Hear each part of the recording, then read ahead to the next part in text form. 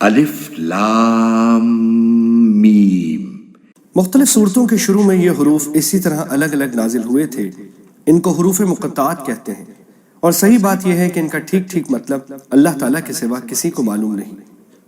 یہ اللہ تعالیٰ کی کتاب کا ایک راز ہے جس کی تحقیق میں پڑھنے کی ضرورت نہیں، اور عقیدے یا عمل کا کوئی مسئلہ ان کے سمجھنے پر موقوف نہیں۔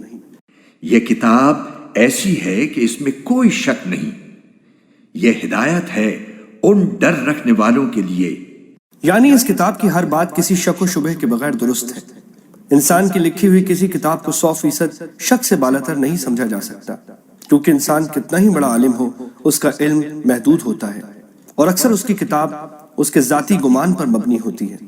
لیکن چونکہ یہ کتاب اللہ تعالیٰ کی ہے جس کا علم لامحدود بھی ہے اور 100% یقینی بھی، اس لیے اس میں کسی شک کی گنجائش نہیں۔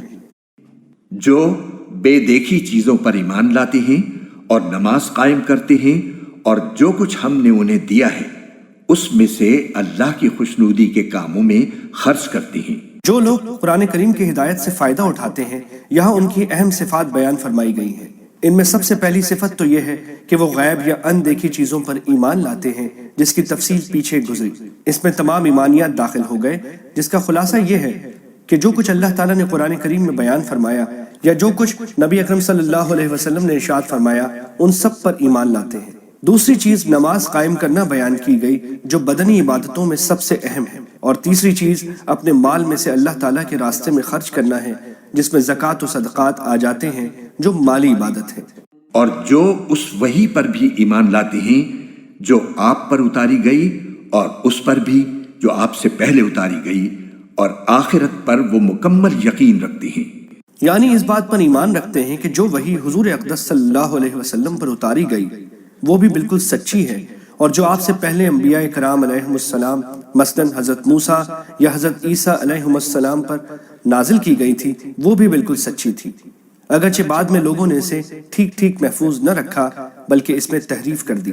اس آیت میں ایک لطیف اشارہ اس طرف بھی موجود ہے کہ وحی کا سلسلہ حضرت صلی اللہ علیہ وسلم پر ختم ہو گیا۔ آپ کے بعد کوئی ایسا شخص پیدا نہیں ہوگا جس پر وحی آئے یا اسے پیغمبر بنایا جائے، کیونکہ یہاں اللہ تعالیٰ نے صرف حضرت صلی اللہ علیہ وسلم پر نازل ہونے والی وحی اور آپ سے پہلے کے انبیاء علیہم السلام پر نازل ہونے والی وحی کا ذکر فرمایا ہے، آپ کے بعد کی کسی وحی کا ذکر نہیں فرمایا۔ اگر آپ کے بعد بھی کوئی نیا پیغمبر آنے والا ہوتا یا اس کی وحی پر ایمان لانا ضروری ہوتا تو اس کو بھی یہاں بیان فرمایا جاتا، جیسا کہ پچھلے پیغمبروں سے یہ عہد لیا گیا تھا کہ آپ حضرات کے بعد حضور نبی کریم صلی اللہ علیہ وسلم تشریف لانے والے ہیں، آپ کو بھی ان پر ایمان رکھنا ہوگا۔ آخرت سے مراد وہ زندگی ہے جو مرنے کے بعد حاصل ہوگی اور جو ہمیشہ کے لیے ہوگی، اور اس میں ہر بندے کو دنیا میں بھی کیے ہوئے اعمال کا حساب دینا ہوگا، اور اسی کی بنیاد پر یہ فیصلہ ہوگا کہ وہ جنت میں جائے گا یا جہنم میں۔ یہ ہیں وہ لوگ جو اپنے پروردگار کی طرف سے صحیح راستے پر ہیں، اور یہی وہ لوگ ہیں جو فلاح پانے والے ہیں۔ بے شک وہ لوگ جنہوں نے کفر اپنا لیا ہے ان کے حق میں دونوں باتیں برابر ہیں، چاہے آپ ان کو ڈرائیں یا نہ ڈرائیں، وہ ایمان نہیں لائیں گے۔ یہاں ان کافروں کا ذکر ہو رہا ہے جنہوں نے یہ طے کر لیا تھا کہ چاہے کتنے واضح اور روشن دلائل ان کے سامنے آ جائیں وہ کبھی حضرت صلی اللہ علیہ وسلم کی دعوت پر ایمان نہیں لائیں گے۔ حضرت عبداللہ بن عباس رضی اللہ عنہما نے اس آیت کی تفسیر میں فرمایا کہ یہ وہ لوگ ہیں جو کفر پر اڑ گئے ہیں۔ ترجمے میں کفر اپنا لیا ہے کہ الفاظ اسی مفہوم کو ادا کرنے کے لیے استعمال کیے گئے ہیں۔ ڈرانا انذار کا ترجمہ کیا گیا ہے۔ قرآن کریم نے انبیاء کرام علیہم السلام کی دعوت کو بکثرت ڈرانے سے تعبیر فرمایا ہے، کیونکہ انبیاء کرام علیہم السلام لوگوں کو کفر اور بدعمالیوں کے برے انجام سے ڈراتے ہیں، لہٰذا آیت کا مطلب یہ ہوا کہ آپ چاہے ان کو دعوت دیں یا نہ دیں، ان کے سامنے دلائل پیش کریں یا نہ کریں، چونکہ انہوں نے تہیہ کر رکھا ہے کہ کوئی بات ماننی نہیں ہے، اس لیے وہ ایمان نہیں لائیں گے۔ اللہ نے ان کے دلوں پر اور ان کے کانوں پر مہر لگا دی ہے، اور ان کی آنکھوں پر پردہ پڑا ہوا ہے، اور ان کے لیے زبردست عذاب ہے۔ اس آیت میں یہ واضح فرمایا گیا ہے کہ ضد اور ہٹ دھرمی بڑی خطرناک چیز ہے۔ اگر کوئی شخص ناواقفیت یا غفلت وغیرہ کی وجہ سے کسی غلطی کا ارتکاب کرے تو اس کی اصلاح کی امید ہو سکتی ہے، لیکن جو شخص غلطی پر اڑ جائے اور یہ تہیہ کر لے کہ کسی بھی حالت میں بات نہیں ماننی، تو اس کی ضد کا آخری انجام یہ ہوتا ہے کہ اللہ تعالیٰ کی طرف سے اس کے دل پر مہر لگا دی جاتی ہے، جس کے بعد اس سے حق کو قبول کرنے کی صلاحیت ہی ختم ہو جاتی ہے۔ اللہ تعالیٰ اس حالت سے محفوظ رکھے۔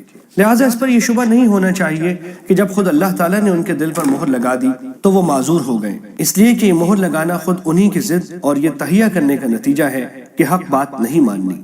کچھ لوگ وہ ہیں جو کہتے ہیں کہ ہم اللہ پر اور یوم آخرت پر ایمان لے آئے، حالانکہ وہ حقیقت میں مومن نہیں ہیں۔ سورت کے شروع میں پہلے مومنوں کے اوصاف اور ان کا انجام بیان فرمایا گیا، پھر ان لوگوں کا ذکر ہوا جو کھلے کافر ہیں۔ اب یہاں سے ایک تیسرے گروہ کا بیان ہو رہا ہے جسے منافق کہا جاتا ہے۔ یہ لوگ ظاہر میں تو اپنے آپ کو مسلمان کہتے تھے مگر دل سے مسلمان نہیں ہوئے تھے۔ وہ اللہ کو اور ان لوگوں کو جو واقعی ایمان لا چکے ہیں دھوکہ دیتے ہیں، اور حقیقت تو یہ ہے کہ وہ اپنے سوا کسی اور کو دھوکہ نہیں دے رہے، لیکن انہیں اس بات کا احساس نہیں ہے۔ یعنی بظاہر تو وہ اللہ اور مسلمانوں کو دھوکہ دینا چاہتے ہیں، لیکن حقیقت یہ ہے کہ وہ خود اپنے آپ کو دھوکہ دے رہے ہیں، کیونکہ اس دھوکے کا انجام خود ان کے حق میں برا ہوگا۔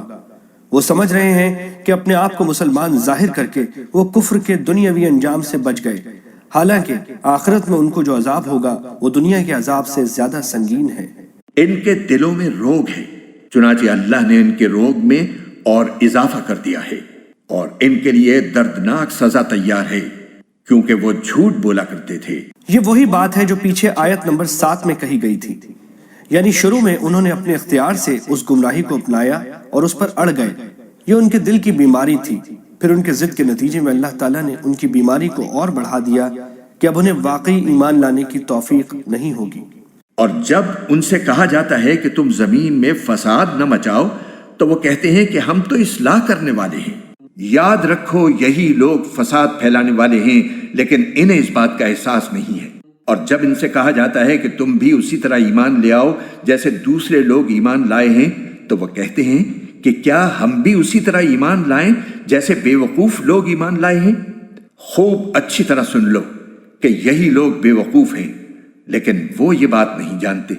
اور جب یہ ان لوگوں سے ملتے ہیں جو ایمان لا چکے ہیں تو کہتے ہیں کہ ہم ایمان لے آئے، اور جب یہ اپنے شیطانوں کے پاس تنہائی میں جاتے ہیں تو کہتے ہیں کہ ہم تمہارے ساتھ ہیں، ہم تو مذاق کر رہے تھے۔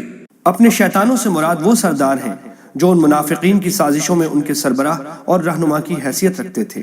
اللہ ان سے مذاق کا معاملہ کرتا ہے اور انہیں ایسی ڈھیل دیتا ہے کہ وہ اپنی سرکشی میں بھٹکتے رہیں۔ یعنی اللہ تعالیٰ نے ان کی رسی دراز کر رکھی ہے کہ ان کے دوغلے پن کی فوری سزا دنیا میں انہیں نہیں مل رہی ہے، جس سے وہ سمجھ رہے ہیں کہ ہماری تدبیر کارگر ہو گئی، چنانچہ وہ اپنی اس گمراہی میں اور پختہ ہوتے جا رہے ہیں۔ آخرت میں انہیں ایک دم پکڑ لیا جائے گا، چونکہ اللہ تعالیٰ کا یہ عمل ان کے مذاق کا نتیجہ تھا، اسے یہاں اللہ ان سے مذاق کرتا ہے کہ عنوان سے تعبیر فرمایا گیا ہے۔ یہ وہ لوگ ہیں جنہوں نے ہدایت کے بدلے گمراہی خرید لی ہے، لہٰذا نہ ان کی تجارت میں نفع ہوا اور نہ انہیں صحیح راستہ نصیب ہوا۔ ان کی مثال اس شخص کی سی ہے جس نے ایک آگ روشن کی، پھر جب اس آگ نے اس کے ماحول کو روشن کر دیا تو اللہ نے ان کا نور سلب کر لیا اور انہیں اندھیریوں میں چھوڑ دیا کہ انہیں کچھ سجائی نہیں دیتا۔ یہاں سے ان منافقوں کی مثال دی جا رہی ہے جو اسلام کے واضح دلائل سامنے آنے کے باوجود نفاق کی گمراہی میں پھنسے رہے۔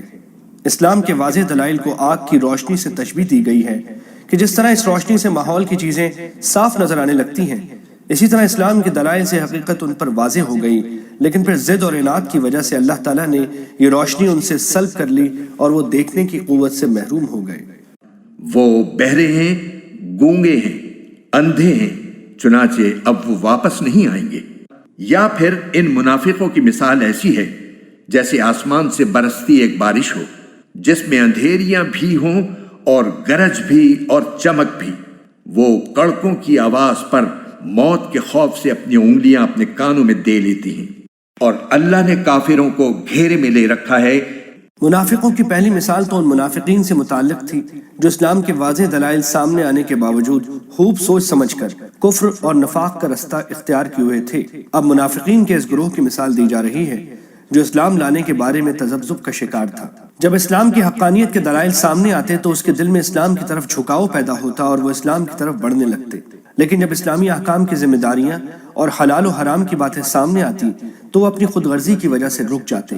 یہاں اسلام کو ایک برستی ہوئی بارش سے تشبیہ دی گئی ہے، اور اس میں کفر و شرک کی خرابیوں کا جو بیان ہے اسے اندھیروں سے، اس میں کفر و شرک پر عذاب کی جو دھمکیاں دی گئیں انہیں گرج سے تشبیہ دی گئی ہے۔ نیز قرآن کریم میں حق کے جو دلائل اور حق کو تھامنے والوں کے لیے جنت کے جو وعدے کیے گئے ہیں انہیں بجلی کی روشنی سے، جب یہ روشنی ان کے سامنے چمکتی ہے تو وہ چل پڑتے ہیں، مگر کچھ دیر میں ان کی خواہشات کی ظلمت ان پر چھا جاتی ہے تو کھڑے رہ جاتے ہیں۔ یعنی جب قرآن کریم کفر اور فسق پر عذاب کی وعیدیں سناتا ہے تو یہ اپنے کان بند کر کے یہ سمجھتے ہیں کہ ہم عذاب سے محفوظ ہو گئے، حالانکہ اللہ تعالیٰ نے تمام کافروں کو گھیرے میں لے رکھا ہے اور وہ اس سے بچ کر نہیں جا سکتے۔ ایسا لگتا ہے کہ بجلی ان کی آنکھوں کو اچک لے جائے گی۔ جب بھی بجلی ان کے لیے روشنی کر دیتی ہے وہ اس روشنی میں چل پڑتے ہیں، اور جب وہ ان پر اندھیرا کر دیتی ہے تو کھڑے رہ جاتے ہیں۔ اور اگر اللہ چاہتا تو ان کے سننے اور دیکھنے کی طاقتیں چھین لیتا۔ بے شک اللہ ہر چیز پر قدرت رکھتا ہے۔